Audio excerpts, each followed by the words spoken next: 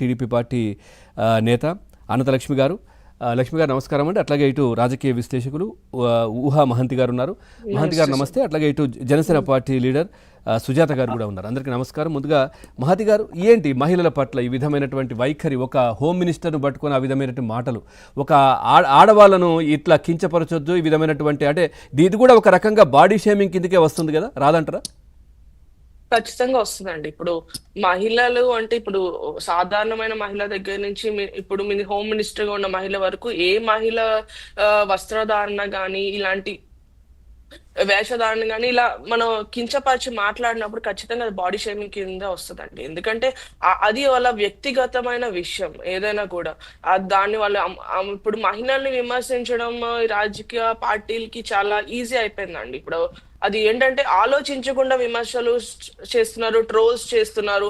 వాళ్ళ ఇంట్లో కూడా మహిళలు వాళ్ళకి అక్క చెల్లెళ్ళు ఉంటారన్న విషయం మర్చిపోతున్నారండి. ఏంటంటే ప్రతి మహిళకు కూడా గౌరవం కావాలండి దేశంలో. అలాగే మహిళలు కూడా మగవారికి కూడా గౌరవం ఇవ్వాలి. ఇప్పుడు ఎవరైనా సరే రాజకీయంలో ఉండేటప్పుడు వ్యక్తిగత విమర్శలు చేసుకోవడం అన్నది సరైనది కాదండి. ఇప్పుడు విజయ్కి వ్యక్తిగత విమర్శలు చేశారు కానీ అతను సీఎం అయ్యాడు కదా. ఇప్పుడు వ్యక్తిగత విమర్శలు చేయడమో లేకపోతే మహిళల్ని కించపరుస్తూ మాట్లాడడమో, అపోజిషన్ పార్టీలో ఉన్న రాజకీయ మహిళల్ని కించపరుస్తూ మాట్లాడితే వాళ్ళ అధినేత దృష్టిలోకి వెళ్తారేమో కానీ ప్రజల దృష్టిలో వాళ్ళు చాలా తక్కువ అయిపోతారండి.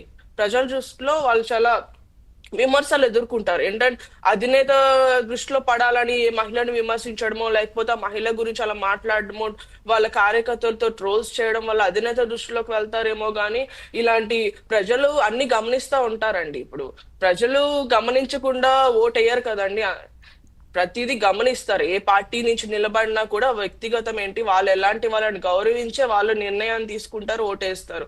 ఇంకా పార్టీ అధినేతలు కూడా ఇలా మహిళలు కించపరిచి మాట్లాడడం, బాడీ షేమింగ్ చేయడం, వ్యక్తిగత విషయాలను తీసుకురావడం, వాళ్ళ కుటుంబ సభ్యుల్ని ఇందులో రాజకీయంలోకి లాగడం, ఇలాంటివన్నీ చేస్తున్నప్పుడు ఖండించాలండి. వాళ్ళు కఠినమైన ఆదేశాలన్నీ ఇవ్వాలి. వాళ్ళు మంత్రులకు కానీ ఎమ్మెల్యేలకు కానీ వారి కార్యకర్తలకు కానీ వాళ్ళు ఆదేశాలు ఇవ్వాలి. ఇలా మహిళలను విమర్శించకూడదు, కించపరచకూడదు అనేది ఫస్ట్ పాలసీ. అది రాజకీయంలో ఏంటంటే ఇప్పుడు ఇలా విమర్శిస్తా ఉంటే రేపు రాజకీయంలోకి ఇంకే మహిళ రావాలనుకుంటది, ఉద్యోగంలోకి ఏ మహిళ రావాలనుకుంటది?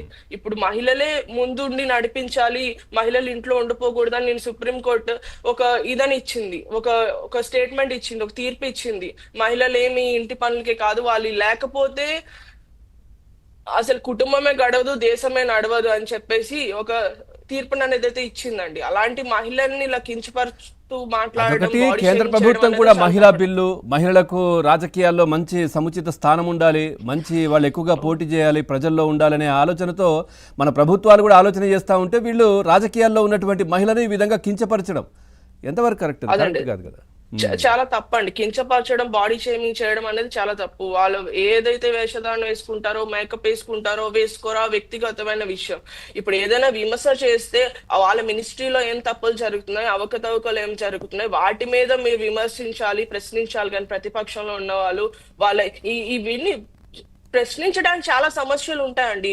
వాళ్ళ మినిస్ట్రీలో ఏదైనా అయితే చేయాలి. ఇప్పుడు రాష్ట్రంలో ఏం జరుగుతుంది దాని గురించి ప్రశ్నించవచ్చు. ఇప్పుడు ఆవిడ మేకప్ గురించి కానీ ఆవిడ వస్త్రధారణ గురించి ఇప్పుడు ప్రజలకి అంత ముఖ్యం కాదు కదండి, రాష్ట్రానికి ముఖ్యం కాదు కదా. అది ఆ మహిళ వ్యక్తిగతమైన విషయం. అది ఆవిడ ఎలా రెడీ అవుతారో, ఎలాంటి వస్త్రధారణ వేసుకుంటారో, ఇప్పుడు రాష్ట్రానికి ఏదైతే మేలు చేస్తున్నారో ఆ మినిస్ట్రీ ద్వారా ఏం చేస్తున్నారు, ఏదైనా సమస్య వచ్చినప్పుడు పోలీస్ వ్యవస్థను బాగా నడిపిస్తున్నారా లేదా, అది కదా ప్రశ్నించాల్సింది. వ్యక్తిగత విమర్శలు చేయడం వల్ల అది ప్రతి రాష్ట్రంలో ఉన్న ప్రతి మహిళని అవమానించినట్టేనండి, ఒక మినిస్టర్ గా ఉన్న ఆమెనే కాదు. రైట్. సుజాత గారు నమస్కారం. సుజాత గారు నమస్తే. రైట్. వీళ్ళ తీరు మారదా? ఎందుకంటే గతంలో అధికారంలో ఉన్నప్పుడు కూడా పవన్ కళ్యాణ్ గారి కుటుంబ సభ్యులను, చంద్రబాబు